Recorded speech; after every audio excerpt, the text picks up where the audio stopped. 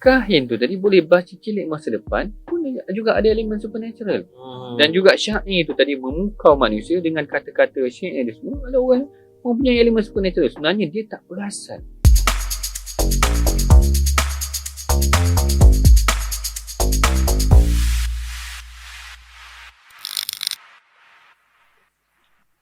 La tahzan, innallaha ma'ana. Jangan bersedih, sesungguhnya Allah Ta'ala bersama dengan kita. Bismillahirrahmanirrahim. Assalamualaikum warahmatullahi wabarakatuh kepada semua penonton-penonton di media sosial YM Podcast dan Yayasan Maghfirah. Hari ini adalah julung-julung kalinya episod pertama YM Podcast, santai, berhikmah dan kontemporari. Jadi YM Podcast ini adalah satu podcast terbaru yang dibawakan khas oleh Yayasan Maghfirah YM. Jadi kita hari ini akan mengupas beberapa ilmu-ilmu yang bermanfaat, ilmu agama, dan khususnya pada episod hari ini kita nak cuba mentadabbur surah Ad-Duha. Sebelum itu saya perkenalkan diri saya Ibrahim dan saya Khairul Adam. Yang akan menjadi host pada malam ini. Dan panel yang kita jemput khas pada malam ini adalah Al-Fadhil Dr. Sanusi Azmi, Duta Yayasan Maghfirah. Apa khabar Ustaz? Alhamdulillah. Assalamualaikum. Macam mana Ustaz perjalanan kat sini Ustaz? Alhamdulillah. Datang tadi tak berapa jam. Alhamdulillah. Biasanya kalau nak masuk Bangi ni jam. Tapi ni Alhamdulillah okey. Alhamdulillah. So maksudnya jangan bersedih lah kalau jam. Kenalah. Jangan kena yang kata-kata hikmah tu. Jadi hari ni kita ada satu topik yang kita nak bincang. Apa topik kita? Topik kita berkaitan yang saya kira sangat dekat dengan masyarakat kita lah. Biasa orang sebut ni dia berkaitan dengan rezeki. Kan? Tapi kalau kita nak tadabbur lagi mungkin lebih daripada tu. Iaitu berkaitan dengan tadabbur surah Ad-Duha, insya-Allah. Surah Ad-Duha. Jadi kita sebelum kita mulakan kita nak jemputlah Ustaz. Nak dengar juga sebenarnya alunan merdu suara Ustaz ni. Biasa kita dengar Ustaz kalau Ustaz bercakap dekat dalam talk show ke, dekat ceramah ke, Ustaz bercakap. Tapi kita nak dengar Ustaz bertaranum pula. Silakan Ustaz. Silakan Ustaz. Okey, baik. Yang ni jarang-jarang saya baca Quran di hadapan khalayak Tapi kita cubalah Billahi ta'ala. Insya-Allah. Insya-Allah. A'udzu billahi minasyaitonir rajim. Bismillahirrahmanirrahim.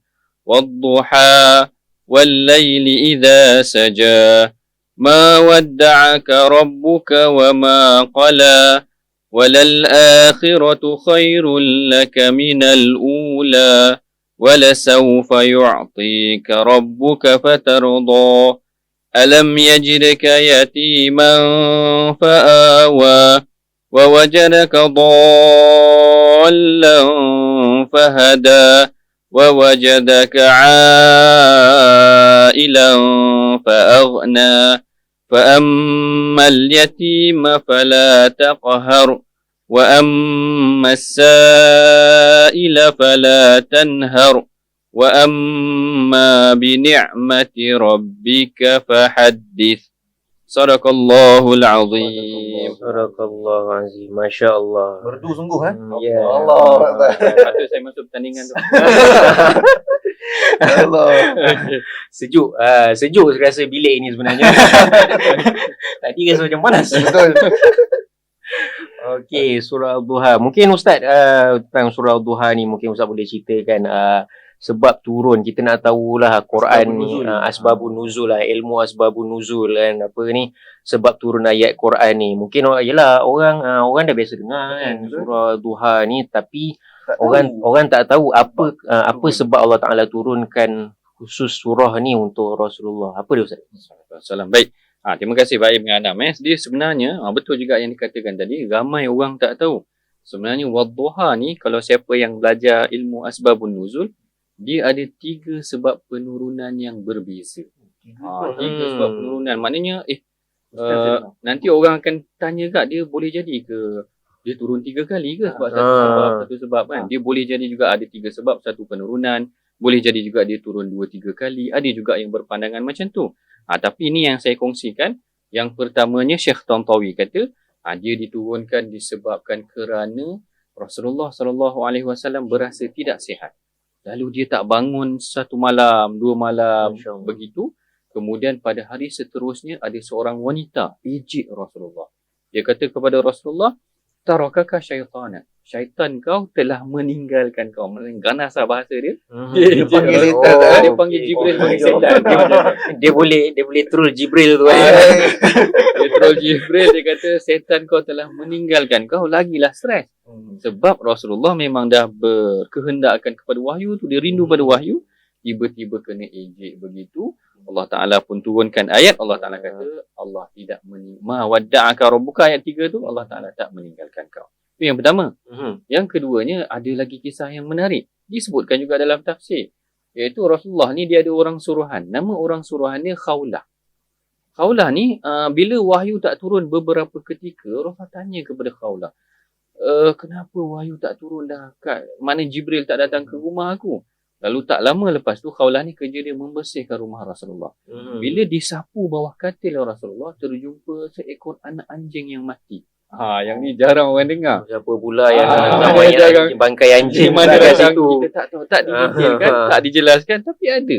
Lalu ini yang mungkin juga menjadi punca kepada tidak hadirnya malaikat itu ke rumah baginda Nabi juga, ataupun dia disebutkan oleh ahli tafsir. Selepas daripada itu turun surah Duha.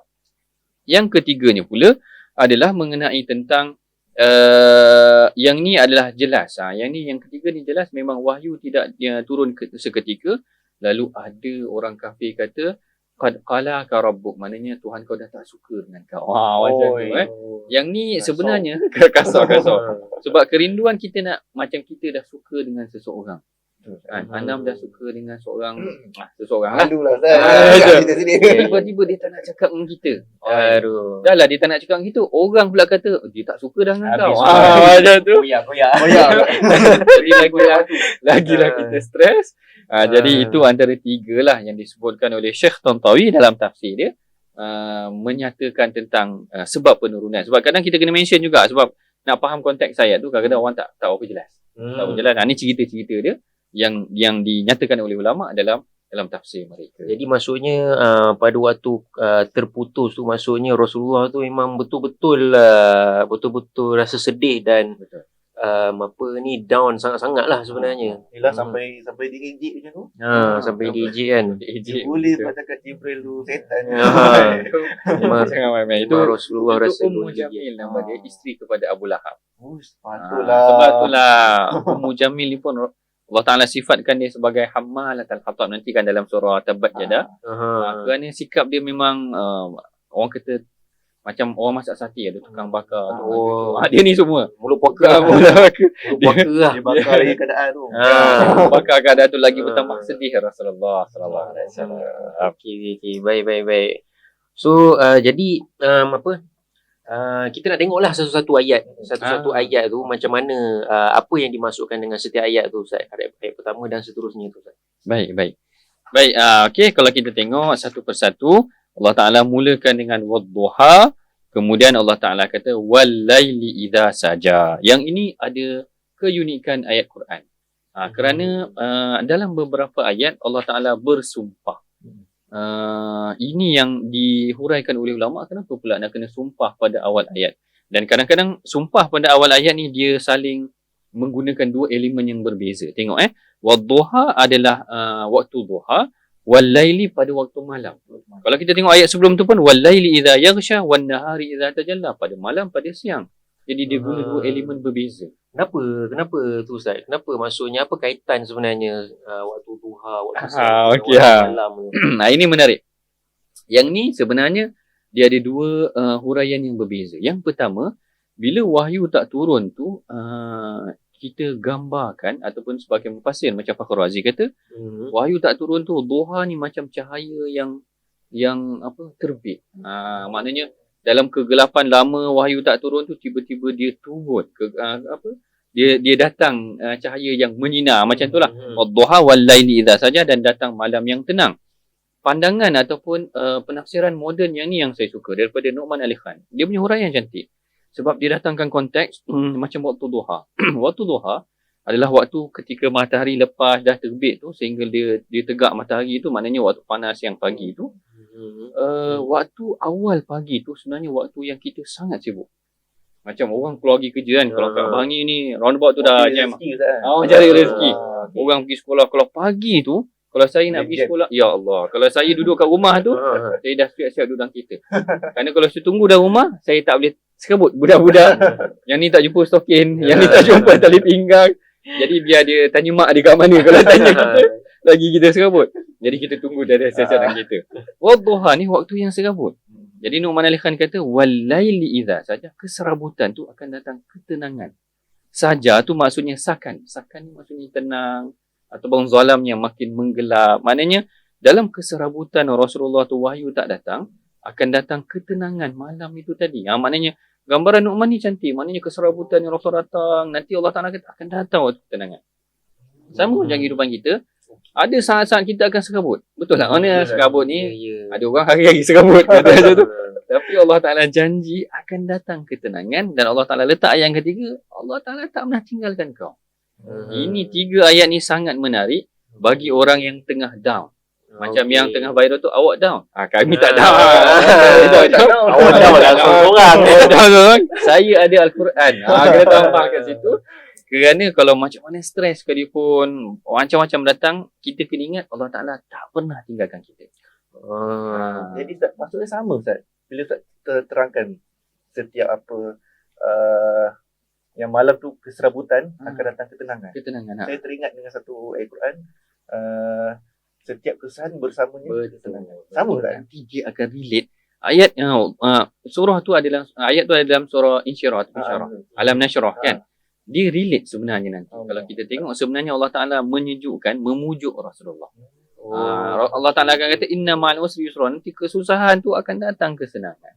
Mana awal-awal bersusah-susah dahululah. Senang kemudian. Maksudnya langit tak selalu mendung. Betul. Bunga mungkin bukan sekuntum.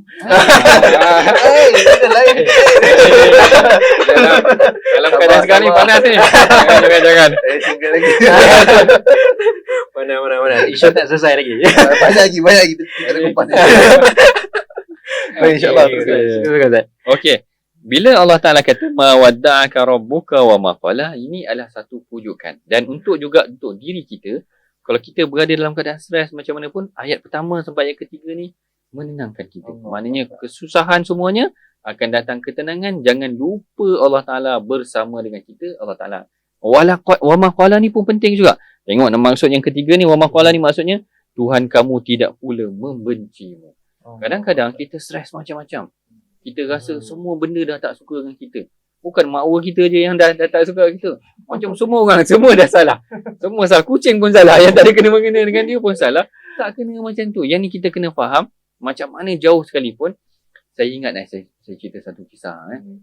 Di USIM, kita ada buat macam bingkil untuk golongan yang kembali insaf. Kembali insaf ni macam golongan-golongan yang dulu dia bekerja di lorong-lorong. Ada golongan-golongan yang maknya macam ni. Ada USIM buat. Jadi macam pemulihan kan? Macam pemulihan sikit. Dia macam bengkel lah. Tak adalah kita kata pemulihan macam tu. Bila mereka meluahkan perasaan, sebenarnya kita tahu kadang-kadang masyarakat dah tak suka. Masyarakat kan kita mana rendah kat dia orang. Dia orang stres. Kalau kita buat macam tu, sebenarnya kita menjauhkan mereka daripada Al-Quran. Itulah menyebabkan dia orang lagi tak nak dekat dengan lagi Islam. Dia jauh. Jadi kita ingatkan pada mereka perkara ni. Macam mana manusia tak suka, jangan tinggal solat. Kerana dalam kesusahan macam tu pun Allah Ta'ala tak pernah membenci kita. Kena kembalikan kepada manusia. Wa ma qala ni Allah tak pernah benci kita.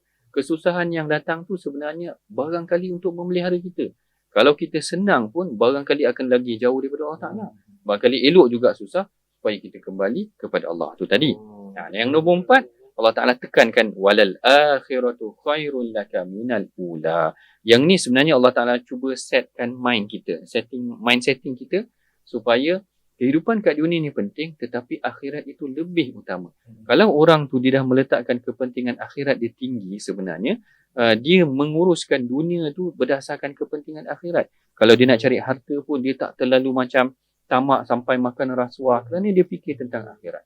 Kalau dia fikir tentang mana, kalau katakan yang bujang-bujang ni yang macam dekat universiti ni, lagi saya. lagi dia nak exam dia meniru kan, katakan meniru, dia akan tak fikir kena.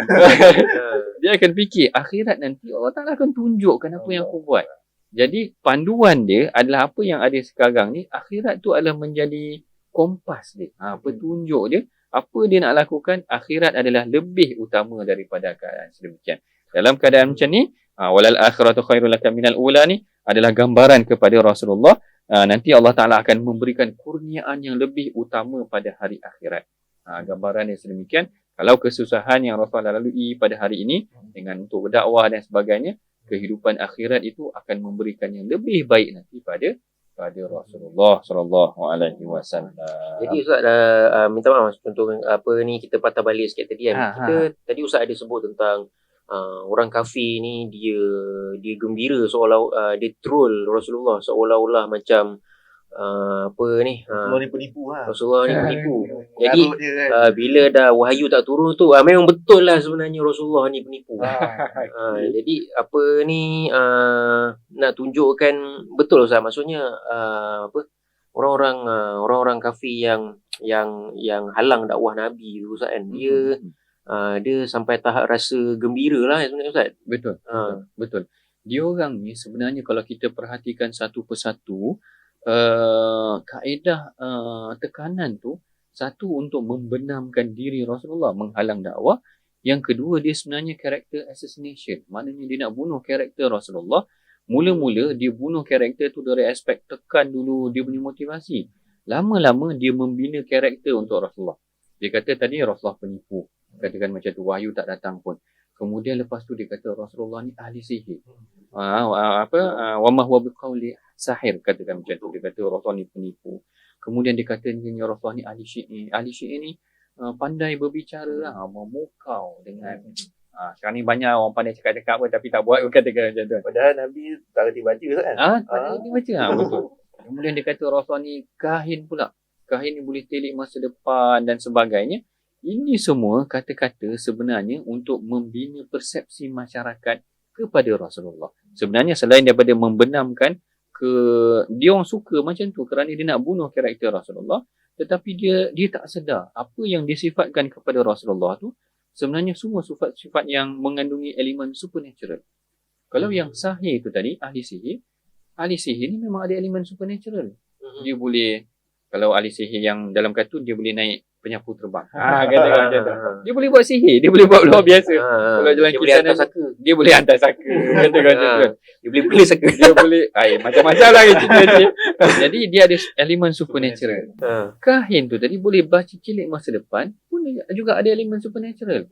Dan juga syair tu tadi memukau manusia dengan kata-kata syair dia semua, ada orang mempunyai elemen supernatural. Sebenarnya dia tak perasan. Orang yang dia tuduh sebagai penipu dan sebagainya, rupanya Nabi yang secara, kalau kita fikir secara logik, dia ni memang ada elemen supernatural, tak sama macam manusia biasa. Tapi kerana sikap dia tu bergembira dan cuba untuk menjatuhkan orang, itu yang menyebabkan dia tenggelam, terhijab. Maknanya macam tu kan, kerana excited sangat nakkan orang jatuh, dia tak perasan kebaikan yang orang tu ada. Kebaikan orang tu ada. Okey. Kalau kita tengok nanti Allah Ta'ala janji ayat yang keempat, kelima, akhirat nanti adalah lebih utama dan Allah Ta'ala akan, kalau kita sabar, Allah Ta'ala akan walasawfa yu'tika rabbuka fatarda. Allah Ta'ala akan memberikan yang kurniaan Tuhan kepadamu sehingga engkau menjadi redha. Yang ni macam-macam. Apa yang dimaksudkan Rasulullah akan redha? Fatarda. Dia kata walasawfa yu'tika rabbuka fatarda. Apa yang dimaksudkan dengan Allah, kamu redha? Ada yang macam-macam. Ada yang kata umatnya ni akan diampunkan semuanya, dikurniakan syurga dan sebagainya, dikurniakan syafaat dan sebagainya, macam-macam penafsiran. Tetapi yang paling penting adalah Allah Ta'ala memberikan yang tidak diberikan kepada umat lain, kepada ataupun para nabi lain, kepada Rasulullah sallallahu alaihi wasallam. Tengok ayat 1 sampai ayat 5, sebenarnya motivasi untuk diri seseorang sekiranya dia menerima tekanan. orang AG ke, stres dengan family dan sebagainya, dia 1 sampai 5 lah untuk memujuk diri dia. Ayat 6, kalau kita tengok Allah Taala dah ubah sikit dia punya view dia tu. Allah Taala kata alam yajidka yatiman fa'awa.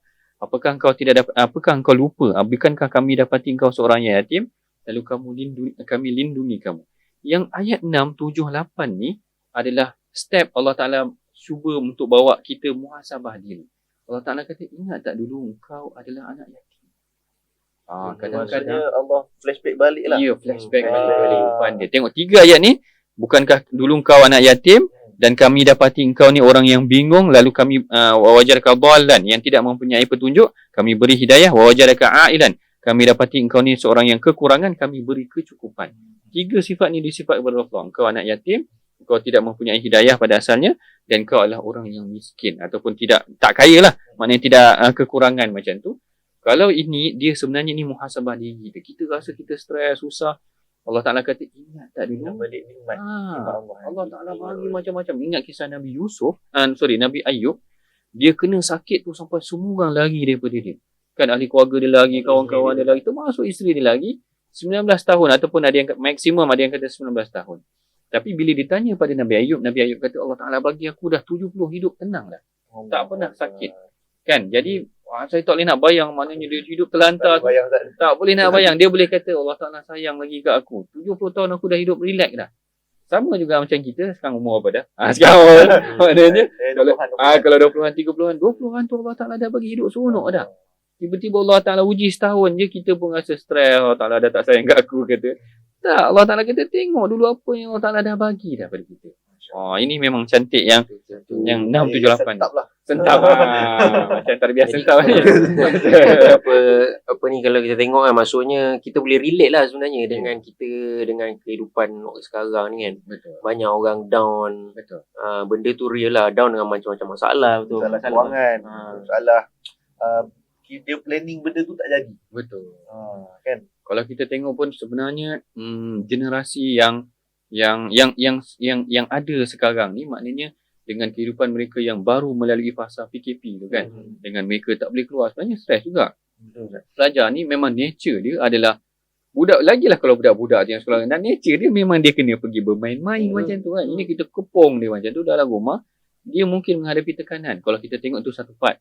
Ada yang dulu saya ingat pada waktu PKP tu, pilot, geng-geng yang kita panggil aviation ni, diorang diberhentikan kerja kan, kapal terbang semua tak boleh. Ada pilot yang kerja bangunan pun ada, yang stres sampai bunuh diri, yang attendance flight tu, pramugari semua tu terpaksa kerja lain, sebagainya. Mereka semua mengalami tekanan tu tadi. Kita nak kembalikan balik kepada mereka. Ini Allah Ta'ala punya peringatan. Bukan kita nak kata Allah Ta'ala tak sayang, tetapi Allah Ta'ala ingatkan juga ada masanya nanti kita akan ditimpa kesusahan. Tapi ingat, sebelum tu Allah Ta'ala dah bagi macam-macam kesenangan.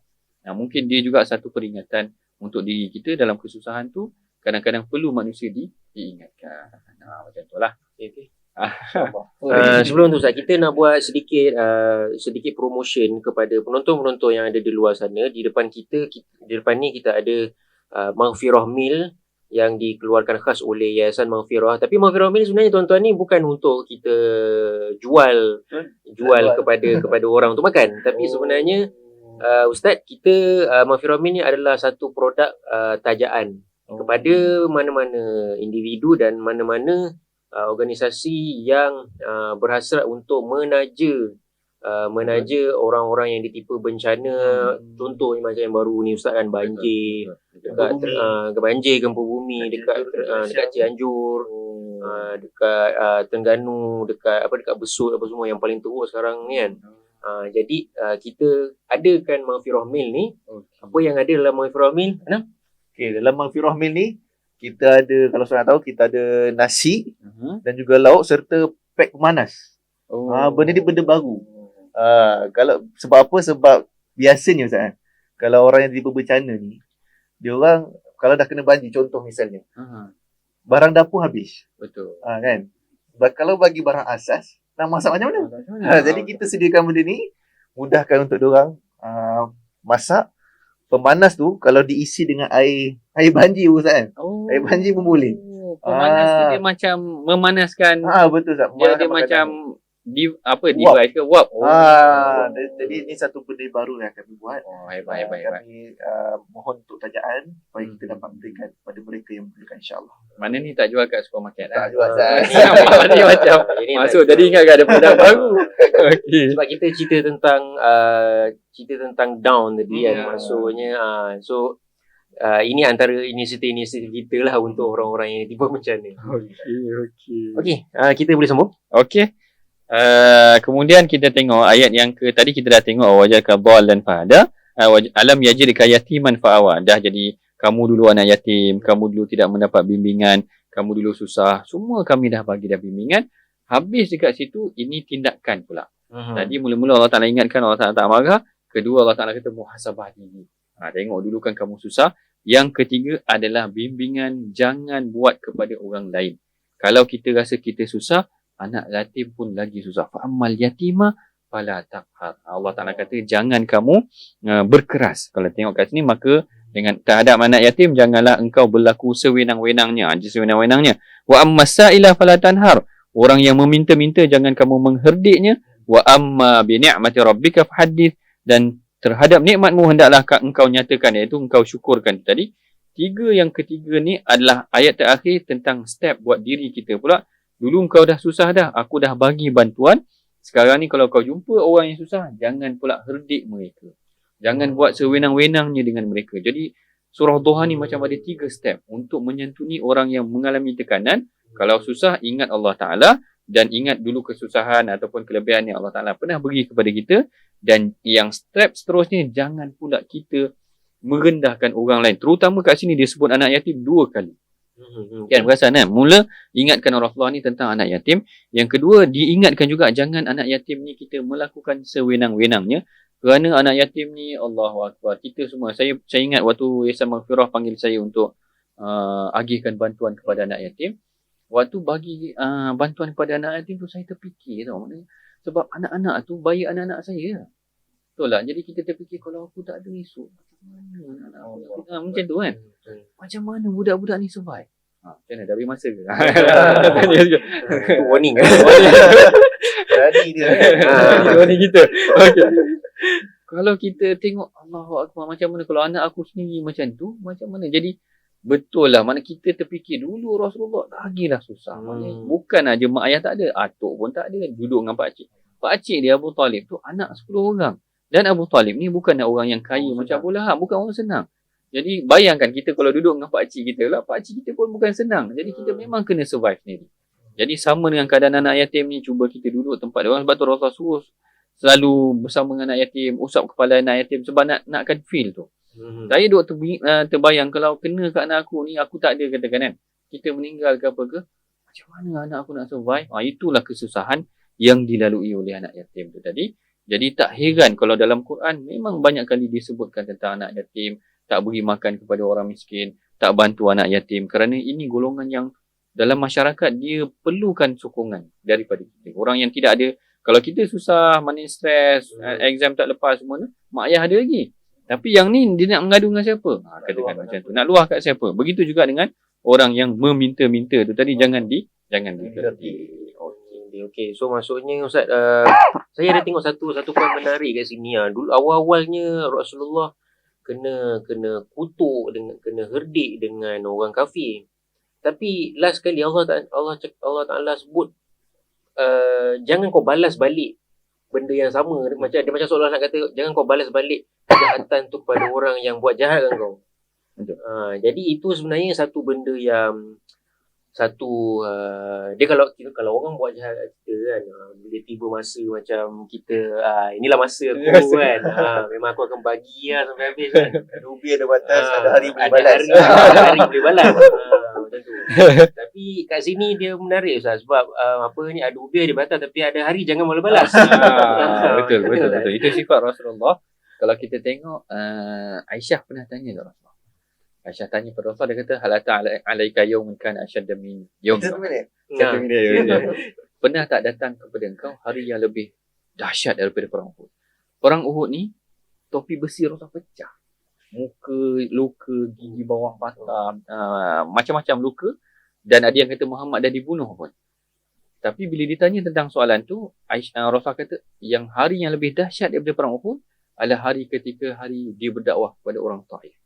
Apa yang berlaku kat orang Taif kan, dia orang baling Rasulullah apa semua tu. Rasulullah berada, kalau dalam hadis kata wa ana mahmumun ala wajhi, aku berada yang dalam keadaan sangat stres.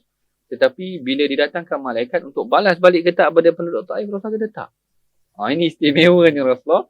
Macam mana kalau kita pergilah hancurkanlah kau kata.